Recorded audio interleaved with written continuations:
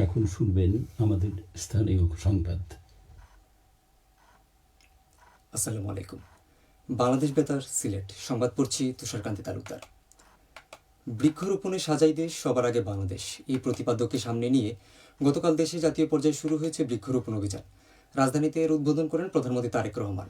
তিনি বাংলাদেশকে একটি সবুজ বসতি হিসেবে গড়ে তুলতে সবার সহযোগিতা কামনা করেন। প্রবাসী কল্যাণ ও বৈদেশিক কর্মসংস্থান এবং শ্রম কর্মসংস্থান মন্ত্রী আরিফুল হক চৌধুরী 2 দিনের সরকারি সফরে আজ সিলেটে এসেছেন। তিনি জালালাবাদ গ্যাস ভবনের অডিটোরিয়ামে বাংলাদেশ পূজা উদযাপন পরিষদ সিলেট জেলা শাখার দ্বিবার্ষিক সম্মেলন 2026 অংশগ্রহণ করবেন। তিনি দুপুরে সিলেট কেন্দ্রীয় শহীদ মিনারে সাংস্কৃতিক ঐক্য পরিষদ সিলেটের আত্মপ্রকাশ অনুষ্ঠানে অংশগ্রহণ করবেন। পরে মন্ত্রী কোম্পানিগঞ্জ উপজেলায় উপস্থিত হবেন এবং কোম্পানিগঞ্জ উপজেলার বিভিন্ন এলাকার ঝুঁকিপূর্ণ বাঁধ এবং বিভিন্ন উন্নয়নমূলক কাজ পরিদর্শন করবেন। টানা ভারী বৃষ্টি ও ভারতের মেঘালয় থেকে নেমে আসা পাহাড়ি ঢলের প্রভাবে সিলেট অঞ্চলের নদ নদীর পানি দ্রুত বৃদ্ধি পাচ্ছে। অধিকাংশ নদীর পানি বিপদসীমার নিচে থাকলেও কয়েকটি পয়েন্টে পানি বিপদসীমার কাছাকাছি পৌঁছে গেছে।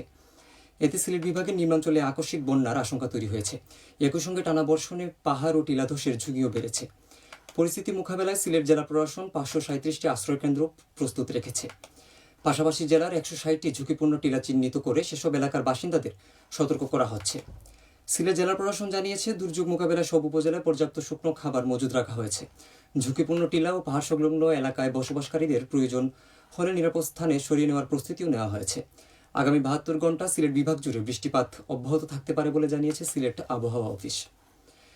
এদিকে সুনামগঞ্জে টানা ভারী বৃষ্টিপাতে জেলার সুরমা, রক্তি, জাদুকাঠা ও বুলাই সহ প্রধান প্রধান নদ নদীর পানি দ্রুত বৃদ্ধি পাচ্ছে। বন্যা পূর্বাভাস ও সতর্কীকরণ কেন্দ্রের তথ্য অনুযায়ী আগামী 48 ঘন্টায় সুনামগঞ্জ ও ভারতের মেঘালয় অঞ্চলে ভারী থেকে অতি ভারী বৃষ্টিপাতের সম্ভাবনা রয়েছে। বৃষ্টি অব্যাহত থাকলে জেলার নদী সংলগ্ন নিম্নাঞ্চল প্লাবিত হয়ে স্বল্পমেয়াদী বন্যা পরিস্থিতির সৃষ্টি হতে পারে। সুনামগঞ্জ জেলা প্রশাসন জানিয়েছে, সম্ভাব্য বন্যা মোকাবেলায় আশ্রয় কেন্দ্র, উদ্ধারকারী নৌযান, মেডিকেল টিম, স্বেচ্ছাসেবক ও পর্যাপ্ত শুকনো খাবার প্রস্তুত রাখা হয়েছে। এছাড়া মৌলভীবাজারের বন্যা পরিস্থিতির আরও অবনতি হয়েছে। গতকাল সন্ধ্যার আগে জেলার রাজনগর উপজেলার ট্যাংরা ইউনিয়নের উজিরপুর গ্রামে মনু নদীর বাঁধ ভেঙে রাত 11টা পর্যন্ত প্রায় 21টি গ্রাম প্লাবিত হয়েছে।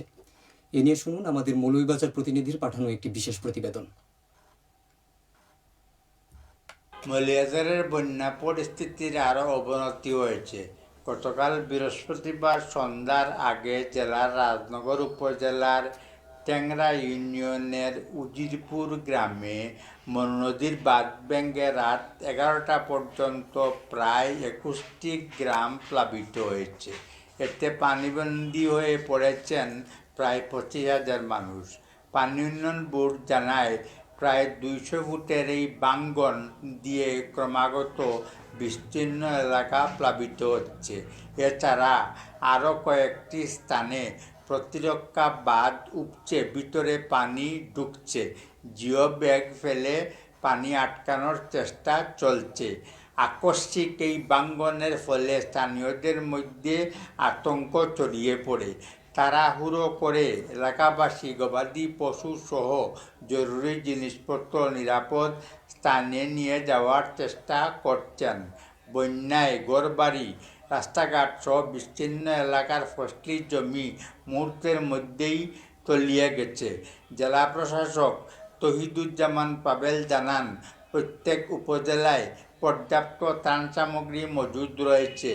জেলা, উপজেলা ও পৌর প্রশাসন, পানি উন্নয়ন বোর্ড সহ সংশ্লিষ্ট সরকারি সংস্থাগুলো বন্যা কবলিত মানুষের নিরাপত্তা, উদ্ধার, ত্রাণ সামগ্রী বিতরণ ও সার্বিক পরিস্থিতি মোকাবেলায় সার্বক্ষণিক নিয়োজিত রয়েছেন। জেলার 148টি আশ্রয় কেন্দ্র প্রস্তুত এবং উদ্ভূত পরিস্থিতি মোকাবেলায় সেনাবাহিনী সহ সকল আইনশৃঙ্খলা রক্ষাকারী বাহিনীকে প্রস্তুত রাখা হয়েছে। রমাপদ ভট্টাচার্য, শঙ্কর, বাংলাদেশ বেতার, মৌলভীবাজার। সুনামগঞ্জের জগন্নাথপুর ও শান্তিগঞ্জ উপজেলার মানুষের যোগাযোগ ব্যবস্থা উন্নয়নে জগন্নাথপুরমুখী 4 লেন সড়ক নির্মাণের উদ্যোগ নেওয়া হয়েছে। এ তথ্য জানিয়েছেন সুনামগঞ্জ 3 আসনের সংসদ সদস্য কৈসর এম আহমেদ। হাওর অঞ্চলের মানুষের যাতায়াত সহজ করা, ব্যবসা বাণিজ্যের প্রসার ও রাজধানীর সঙ্গে যোগাযোগ ব্যবস্থা আরও দ্রুত ও নিরাপদ করতে এই উদ্যোগ নেওয়া হয়েছে। প্রকল্পের প্রাথমিক পরিকল্পনার বিদ্যমান সড়ককে 4 লেনে উন্নতি করা, ডিভাইডার নির্মাণ এবং আধুনিক ট্রাফিক ব্যবস্থাপনা সংযোজনের বিষয় রয়েছে। এ বিষয়ে সংসদ সদস্য কয়সর এম আহমেদ বলেন, নির্বাচনী এলাকার মানুষের দুর্ভোগ কমাতে 4 লেন সড়কের নির্মাণ পরিকল্পনা হাতে নেওয়া হয়েছে। তিনি জানান, প্রকল্পটির প্রশাসনিক অনুমোদন ও অর্থ বরাদ্দের জন্য সংশ্লিষ্ট মন্ত্রণালয়ের সঙ্গে যোগাযোগ অব্যাহত রয়েছে। সবশেষে আবহাওয়া। সন্ধ্যে 6টা পর্যন্ত পূর্বাভাসে বলা হয়েছে, সিলেট ও পার্শ্ববর্তী এলাকায় দক্ষিণ ও দক্ষিণ পূর্ব থেকে অস্থায়ীভাবে ঘন্টায় সর্বোচ্চ 80 কিলোমিটার বেগে ঝোড়ো হাওয়া বয়ে যেতে পারে। একই সঙ্গে হতে পারে বৃষ্টি অথবা বজ্রসহ বৃষ্টিপাত। এসব এলাকার নদীবন্দরসমূহকে 1 নম্বর নৌ হুঁশিয়ারি সংকেত দেখিয়ে যেতে বলা হয়েছে। আজ সিলেটে সূর্যোদয় হয়েছে 5টা 9 মিনিটে এবং সূর্য অস্ত যাবে সন্ধে 6টা 46 মিনিটে। সংবাদ শেষ হলো। পরবর্তী স্থানীয় সংবাদ প্রচারিত হবে বিকেল 4টা 30 মিনিটে।